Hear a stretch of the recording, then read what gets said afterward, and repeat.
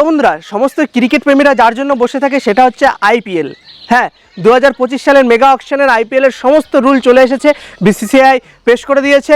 তো চলুন আপনাদেরকে আমি সমস্ত রুল আজকে জানাতে চলেছি। তাই ভিডিও বেশি দেরি না করে শুরু করা যাক। তো বন্ধুরা, প্রথমে যদি আমরা দেখি, এবার প্রতিটা ফ্র্যাঞ্চাইজি, প্রতিটা দল কিন্তু 4টে না 5টা না 6টা প্লেয়ারকে রিটার্ন করতে পারবে। কিন্তু হ্যাঁ, এখানে আরটিএম কার্ডও আছে, এখানে রিটেনশনের সুবিধাও আছে। কিন্তু এখানে কথাটা হচ্ছে এখানে আপনার ইচ্ছা মতন আপনি যে 5টা প্লেয়ারকে রিটার্ন করবেন, না 6টা প্লেয়ারকে রিটার্ন করবেন, না আপনি অকশনে গিয়ে সমস্ত প্লেয়ারকে আরটিএম কার্ড দিয়ে কিনবেন, আপনার ব্যাপার। কিন্তু হ্যাঁ, এখানে একটা শর্ত আছে যে রিটেনশন যদি আপনি করেন তো একটা প্লেয়ার কিন্তু আনক্যাপ হতেই হবে। এটা কিন্তু বিসিসিআই জারি করেছে। আর পরের রুল যদি দেখি আমরা, এখানে কোনো শর্ত নেই যে তোমার এই কয়জন বিদেশি প্লেয়ার থাকবে, এই কয়জন ভারতীয় প্লেয়ার থাকবে। এখানে ইচ্ছা খুশি মতন আপনি বিদেশি এবং ভারতীয় প্লেয়ারদের কিন্তু রিটেনশন করতে পারেন বা আরটিএম কার্ড করতে পারেন। এটা কিন্তু ফ্র্যাঞ্চাইজির পক্ষ থেকে ভালো হয়েছে, বিশেষ করে হায়দ্রাবাদের জন্য। তো বন্ধুরা, পরের রুল যদি দেখি, গত বছর অর্থাৎ 2024 সালের আইপিএলে কিন্তু আমরা দেখতে পাচ্ছি যে প্রতিটা দল কিন্তু 100 কোটি টাকা নিতে পারতো, কিন্তু এবার বাড়িয়ে সেটাকে 120 কোটি টাকা করা হয়েছে। বন্ধুরা, তারপরের রুল যদি দেখি, এটা খুবই একটা খুবই ক্রেজি রুল যে যদি কোনো ওভারসিজ প্লেয়ার এইবার অকশানে, বিগ অকশানে যদি না আসে, তারা পরবর্তী মেগা অকশানে যদি আসে, তাদের কোনো দল কিনতে পারবে না এবং তাদের কিন্তু ব্যান করা হবে সেই সিজনটার জন্য। হ্যাঁ, এবার কিন্তু যারা যদি না আসে, পরবর্তী যদি তারা মিনি অকশানে নাম রেজিস্টার করে, তাহলে কিন্তু তাদের ব্যান করা হবে ওই বছরটার জন্য।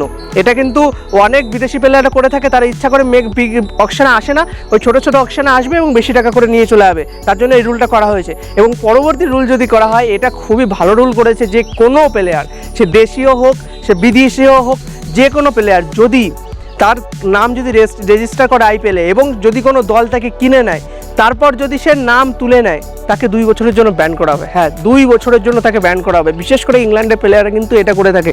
তারা নাম দিয়েছে, দলগুলো কিনেছে, যেমন কলকাতায় এলএক্সএলস ছিল, এরকম অনেক দল যে নাম দিয়েছে কিন্তু পরবর্তীকালে কেনা হয়ে গেছে, আর খেলবে না।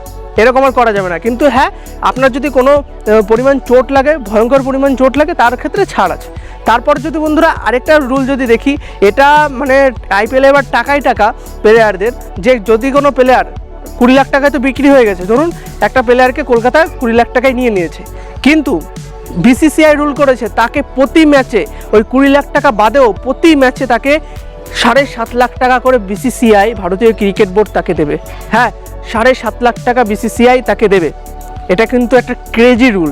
এবং বন্ধুরা, তারপর যদি আমরা একটা রুল দেখি, আমি বলেছিলাম এই রুলটা, আমি কয়দিন আগে বলেছিলাম যে এই রুলটা আবার ফিরতে পারে। সেটা হচ্ছে যদি 5 বছরের বেশি কোনো প্লেয়ার ইন্টারন্যাশনাল দল থেকে যদি দূরে থাকে, অর্থাৎ ইন্টারন্যাশনাল টিমে খেলছে না কিন্তু তারা আইপিএল খেলতে চায়, তাদেরকে টিম রিটেন করতে পারবেন। হ্যাঁ, এর থেকে ইঙ্গিত দিচ্ছে যে MS ধোনি কিন্তু এবারও খেলবে। আমি বলেছিলাম আপনাদেরকে MS ধোনি এবারও খেলবে। এই রুলটা কিন্তু স্পেশালি তার জন্যই জারি করা হয়েছে। কিন্তু শর্ত হচ্ছে যে তাকে তুমি রিটেন করতে পারো, কিন্তু 4 কোটি টাকার বেশি। হ্যাঁ, 4 কোটি টাকার বেশি তুমি দিতে পারবে না। তারপরে যদি আমি আরেকটা রুল দেখি, আরটিএম কার্ডে আরেকটা রুল আছে যে আরটিএম কার্ডে ধরুন মিচেল স্টার্ক এবার বিগ অকশনে গেলেন, কলকাতা ছেড়ে দিয়েছে, বিগ অকশনে গেলেন এবং ব্যাঙ্গালোর তাকে নেবে, তার জন্য বিড লড়ছে। ব্যাঙ্গালোর ধরুন 15 কোটি পর্যন্ত বিড লড়েছে।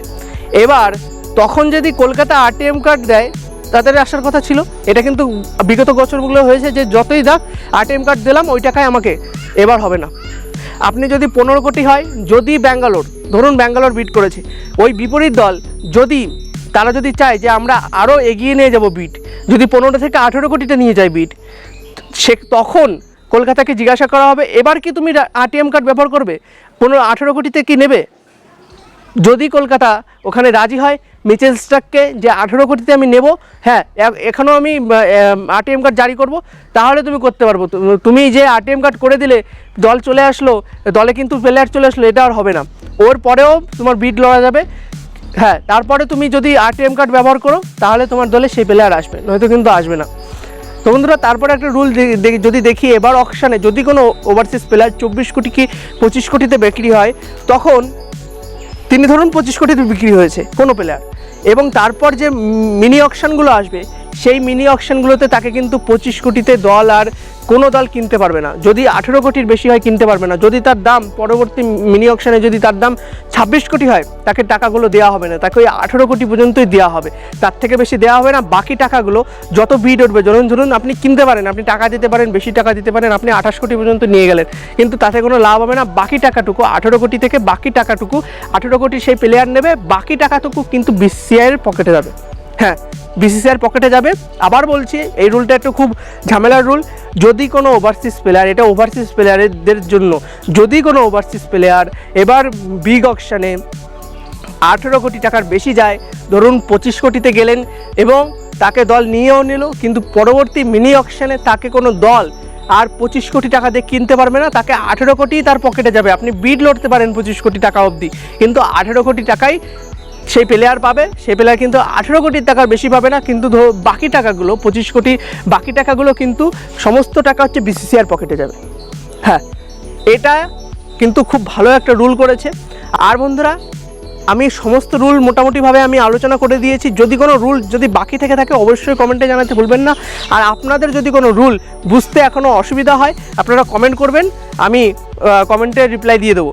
আর বন্ধুরা, ভিডিওটা যদি একটু যদি ভালো লেগে থাকে, একটা লাইক করে দেবেন আর একটা সাবস্ক্রাইব করে দিন না।